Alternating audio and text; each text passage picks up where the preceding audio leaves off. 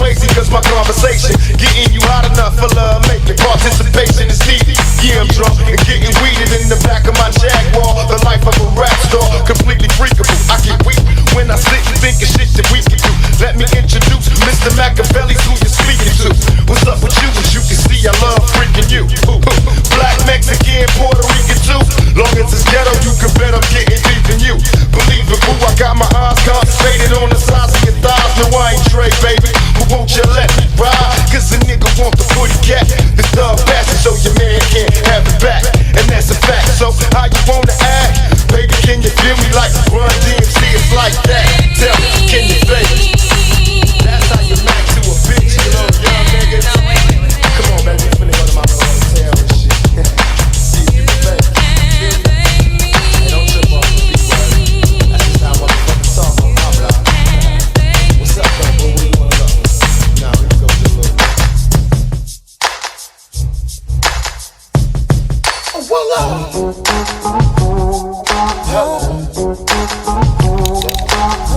Hey baby girl, you know I'm about 007.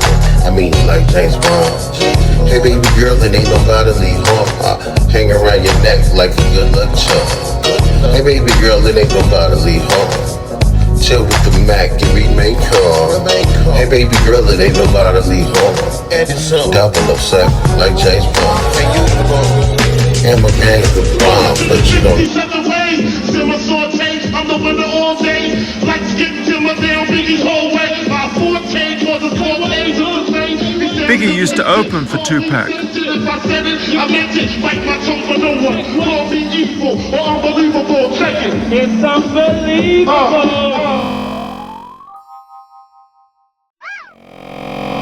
Check it. Come on, what? Bust shots out the sunroof of Lexus. You know witness this. What you think this is? You know amateurs here. I damage and tear MCs fearless. They tune in not to hear me clearly. I'm the triple beam dream. 1,000 grams of uncut. But the friendship changed. There were accusations of treachery and betrayal.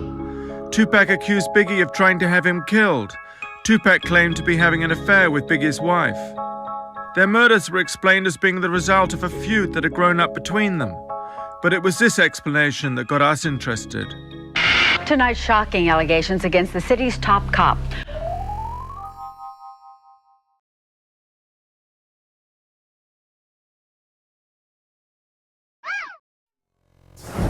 And so I talked to him at 9 o'clock in the morning. He was on his way to the meeting, and he was stuck in traffic. He said, no problem, I'm going to make my meeting though. I don't have to be there till 10. He was in Diamond Bar, and he gets to the meeting. Evidently, 4 investigators from the Suge Knight case show up at the meeting, and he had no idea they were going to be there. And Russell has a heart attack in that meeting, talking about sheriff corruption with the sheriffs, and he dies in the meeting. In the meeting? Wow. In the meeting.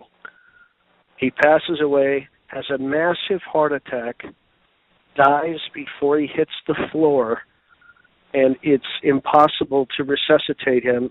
And you would think of all the places to have a heart attack, the sheriff's department at headquarters has to be one of the safest. You got all kinds of people there that are trained in CPR. You know, you're going to be able to get an ambulance there pretty quick. You're going to be able to get to a hospital. It's probably a pretty safe place to have a heart attack. And for some reason, Russell passes away there. And that's and when he was there was three guys that were from the Suge Knight investigation. Yeah, there were 4 guys that showed up from the Suge Knight. My understanding is there were a total of 5 people. Now, I asked Jim McDonald,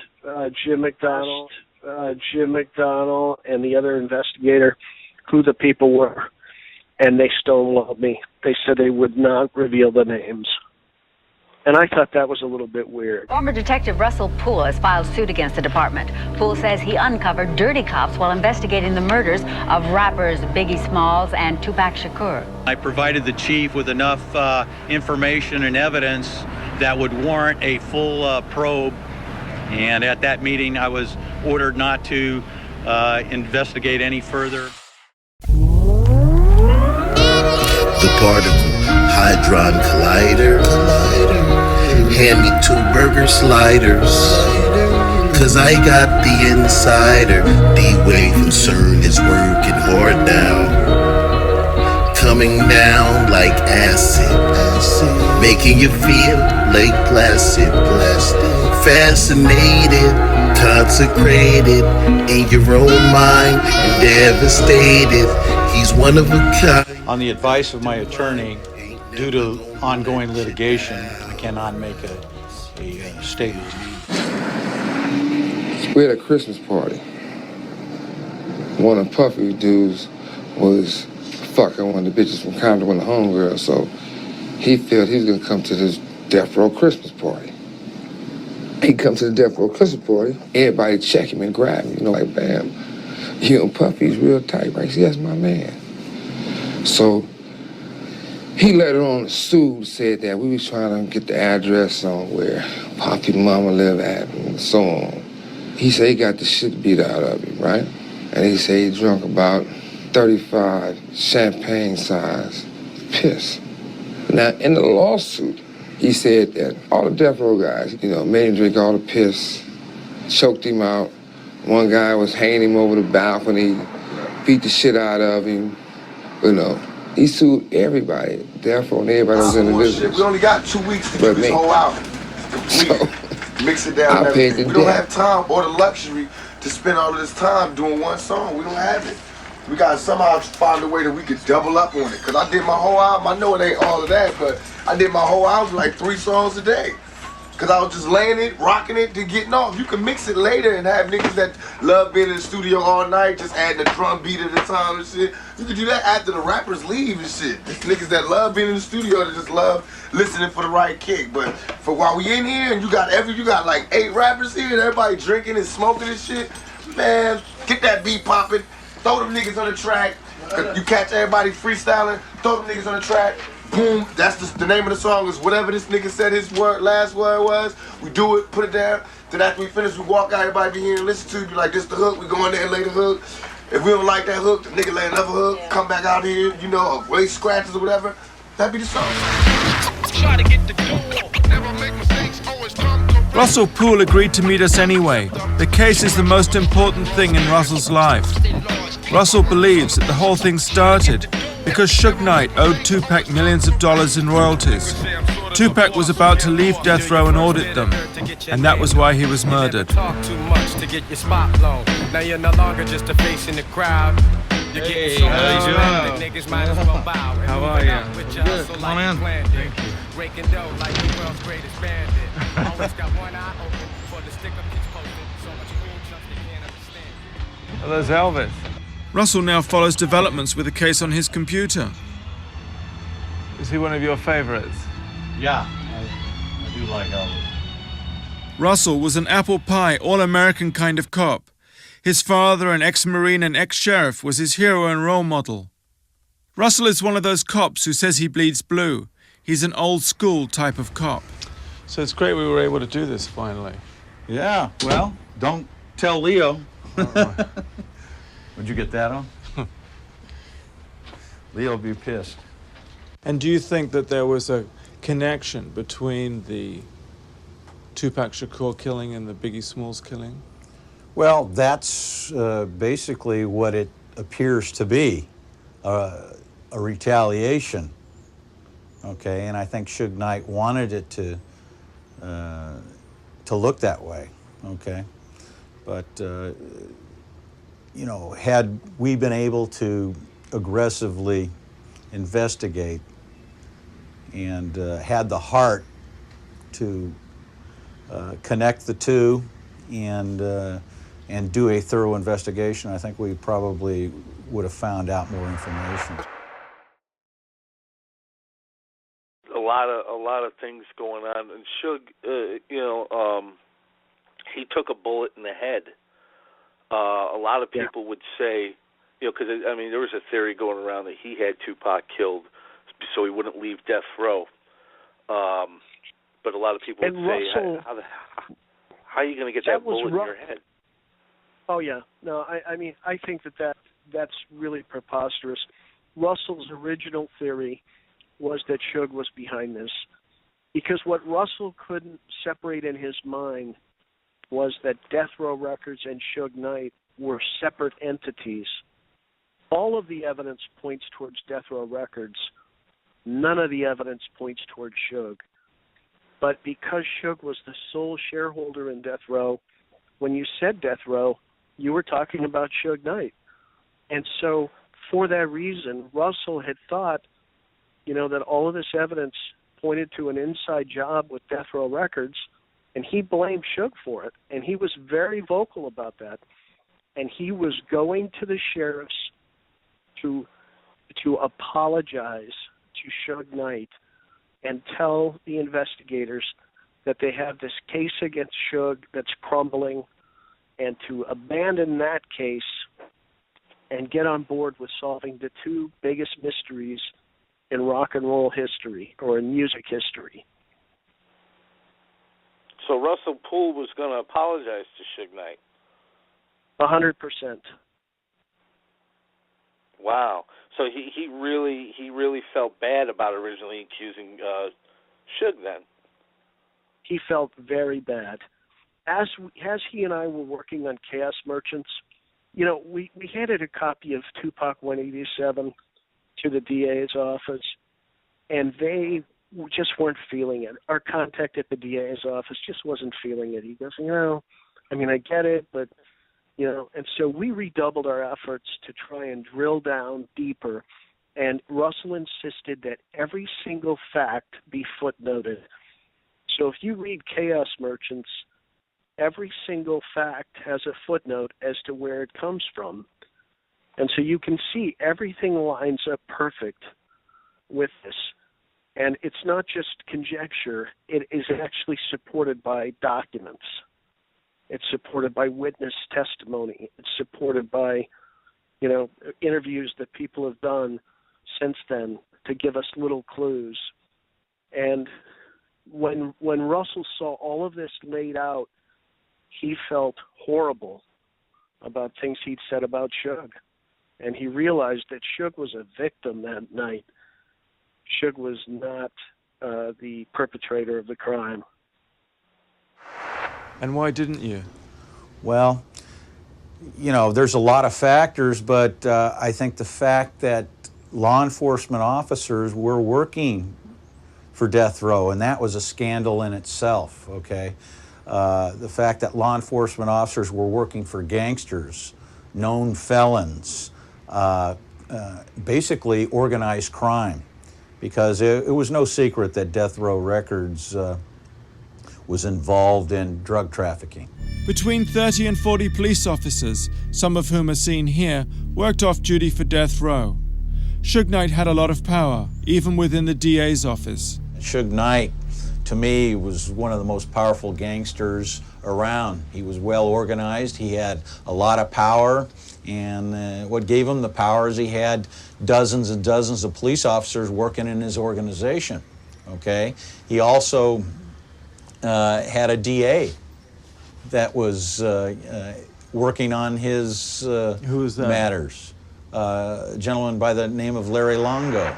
My uncle discovered that Suge had been paying the DA under the table. Yeah. Okay, so when this was discovered, it's just like, okay, like my uncle and my father are testifying lightly in the criminal case against Suge, the government's case against Suge, while they have a civil suit under the guidance of the DA, who was telling my uncle and my dad, hey, testify lightly, but that's just so that Suge, can get a more favorable outcome, and that's because the DA, Larry Longo, had been letting Suge stay in his house in Malibu, and he had basically had worked it out to where his daughter, Gina Longo, could get a record deal. So, what she did, and she was going to be like the first white artist on Death Row Records, and she. Russell believes that Tupac's murder was organized by Suge Knight to look like a gang killing between the Crips and the Pyrus, also known as the Bloods. It was the night of the Tyson fight at the MGM in Las Vegas. Here he is being congratulated by Tupac and Suge Knight. Prior to the fight, Tupac was walking across the casino when one of Suge Knight's Pyru homies whispered into Tupac's ear that a Crip was standing nearby. This Crip, Orlando Anderson, was supposed to have stolen a death row medallion. Tupac, keen to impress, rushed over and punched Orlando Anderson, knocking him to the ground. Suge Knight joined in with the kicking. It was for this kicking, a parole violation, that Suge Knight would receive 9 years in prison. 2 hours later, Tupac would be mortally wounded fighting for his life. Russell thinks Suge Knight staged the whole casino incident. He thought he would be able to beat this casino probation thing. He really did. It just backfired on him. There's nothing he can do for his defense, because the whole reason for that setup in the casino was to provide a motive, for Compton Crips to do the hit on Tupac, when in fact Suge Knight's people that he hired was going to do the hit. See, it's very smart. I mean, if you study any of these mafia flicks, it's just perfect.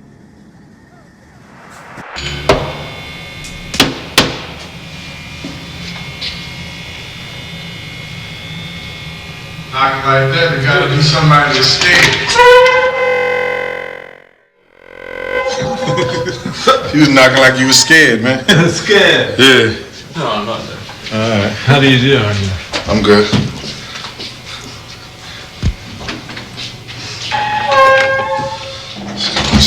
Yeah. Gene's apartment had a great view. I asked him why his blinds were normally down and not open. Black people don't do that. They want to clear. I want you to see. I want to be running out the door with your television. Yo, they got a TV and it's color. They don't want that type of shit. The blinds is a white person's thing. No, I didn't say that. Oh. I say having your windows wide open so everybody can see you. It's a white person thing. See, look, you can tell white people live over there. All the windows. See, all the windows are open. Look at the building. White people coming out that building. Rolling it? Yeah. Well, I'll bear that in mind. Huh? I asked Gene why Biggie's friends hadn't been more cooperative with the police. I wouldn't be talking to you if it wasn't for Miss Wallace. Yeah. You know what I'm saying? If she wasn't pouring on hard crying, I wouldn't be saying jack shit to you. You understand? I think, yeah, some of the other people in the whole crew should have came forward. Yeah, I believe that. You understand? Because I believe Big is turning over in his grave because people ain't coming to the forefront for his mother. They knew he loved his mother. He cared for his mother, whatever like that. You understand what I'm saying? Everybody do. Everybody care for their mom. You understand? And I just believe that maybe some people should have came forward, and then maybe people just want to just say, listen, I'm going to leave this shit alone. You know, that's their own choice. I'm going to eat, man. You know what I'm saying? Bad Boy, Biggie, whoever, whatever. If I got to shovel shit for a living, I'm going to eat. I showed Gene the police composites of the hitman. So do you recognize any of these pictures here?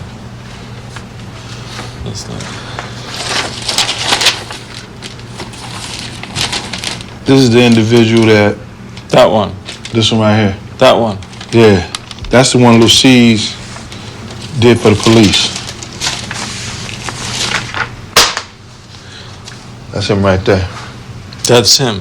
Yeah. That's him. That's the guy that came up to me. That guy. Wait, do it again. That guy right there. That's him. Yeah. But you ever shown his picture before? That's definitely him, though. Yep. Wow. That's Harry Billups, isn't it? That's who? He's called Harry Billups. Amir Mohammed, right? That's his name. That was the guy.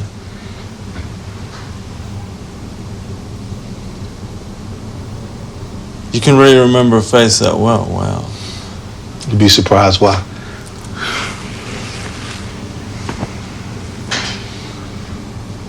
I can remember face. You can? Yeah. Yeah. I believe you, actually. Mm-hmm.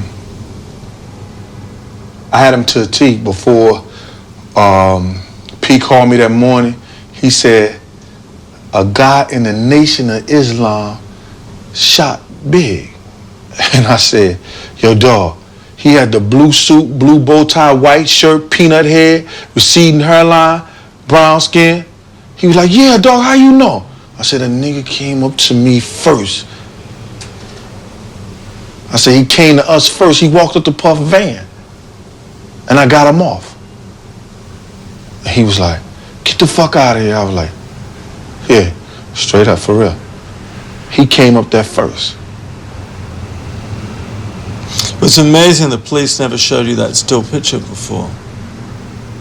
Can't recall him? Nope. They never showed it to you before. They showed me a lot of other shit. You know what I'm saying? But they absolutely never showed you that picture. I can't recall them showing me that picture. So your question is how he ended up coming into our office to talk about it? He, at some point, started working with a writer, and I don't recall what his name is at this time, but this writer had got in touch with the sheriff at the time, and what was proposed to the sheriff was that both the murders of Biggie Small and Tupac had been planned out in an LA County park, making it the jurisdiction of the sheriff's department, with which patrols LA County. So our captain gets a call from the sheriff and says, hey, this is what's going on. Russell Poole has this theory that these murders were devised and thought up and put together in the LA County park system, and asked the captain if we would take an interview and see what he had to say about it. So that's how he ended up in our office. Yeah, did you say a heart attack gun? I've heard that and read several things to that effect as well. Basically, we're maybe 10 to 15 minutes into the interview, and there was our lieutenant, 3 investigators, and I'm not sure if our captain was in there. I don't think the captain was in there at the time. And just during the course of talking with him, he started, you could tell he was starting to become distressed, and then basically grabbed at his heart area and went to the floor. We started CPR immediately and called paramedics, and they ended up transporting them, Mr. Poole, to the hospital, and where he died of his injuries, or the heart attack. Actually, I think it was a aneurysm, not a heart attack. Yeah, there was no heart attack gun. We didn't really get into it far enough for him to propose his whole theory. At the very beginning, it was more pleasantries because I had met Russell several times prior to him coming into the office, so I knew him from previous interviews and whatnot. But he didn't appear to be fired up to the point where this could have triggered. You're talking about this medical event happening. I don't think that he was into it that far where that could have caused the aneurysm. We've got this big tape recorder. Who have we got on today? Stevie Nicks. Oh, I'm pleased we got you in your shorts finally. Good. This guy had a stronger cheekbone structure, whereas he looked a little sterner look.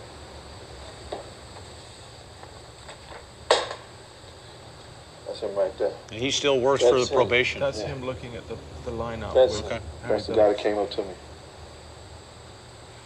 That guy. That guy right there. Okay, so we got a witness saying David Mack was there, and now we got a witness saying Harry Billups was there. That's definitely him, though. Amir Muhammad, a.k.a. Amir Muhammad. Yep. It's amazing. What do you make of that? I think it's a breakthrough in the case. I think this is another example of how incomplete the investigation is and how they have tried everything or done everything to avoid the truth in the matter. And I still, in my heart, believe that these types of clues and these types of statements made by witnesses need to be thoroughly followed up on. And I honestly believe that the players that we're talking about, David Mack and Amir Muhammad, are somehow involved in this case. And the department, time and time again, has avoided the truth. And when you add everything up, what other reason could there be? The reason being is because they do not want to expose to the public that Los Angeles police officers were involved in the conspiracy to kill Biggie Smalls. The most amazing thing in this whole story is that Officer David Mack and Officer Rafael Perez have never been questioned in connection with the Biggie Smalls murder. Neither has Harry Billups, aka Amor Mohammed, who we tried to contact through his lawyer. If nothing else, their names should be cleared. The question now is, with Tupac and Biggie dead, will the killing machine carry on? There was a news report that Suge Knight had threatened Snoop Dogg, seen here together in Happier Days. Snoop apparently is now frightened for his life. We wondered if this document had anything to do with it. After a concert at Universal Studios, Snoop Dogg was attacked, kicked and punched by people working for Death Row. When asked by one of the deputies if he knew who had killed Tupac Shakur, Snoop said it was the man sitting next to Tupac. When asked if he meant Suge Knight, Snoop replied affirmatively. Suge Knight's prison has come back, giving us permission to film. But I'm having problems with Death Row, who I'm having to negotiate with to interview Suge Knight. I'm dealing with this man, Reggie Jr., seen here second left, who's been running Death Row since Suge Knight's been in prison. Reggie Jr. is the son of Reggie Sr., who we'd so much admired and interviewed in Compton. Reggie Jr. had followed in his father's footsteps and also became a police officer before running Death Row. I remembered what Hackey had said about Reggie Jr. They'd served as Compton police officers together. If Reggie and I ever met one-on-one, I think it would probably be who's going to draw first.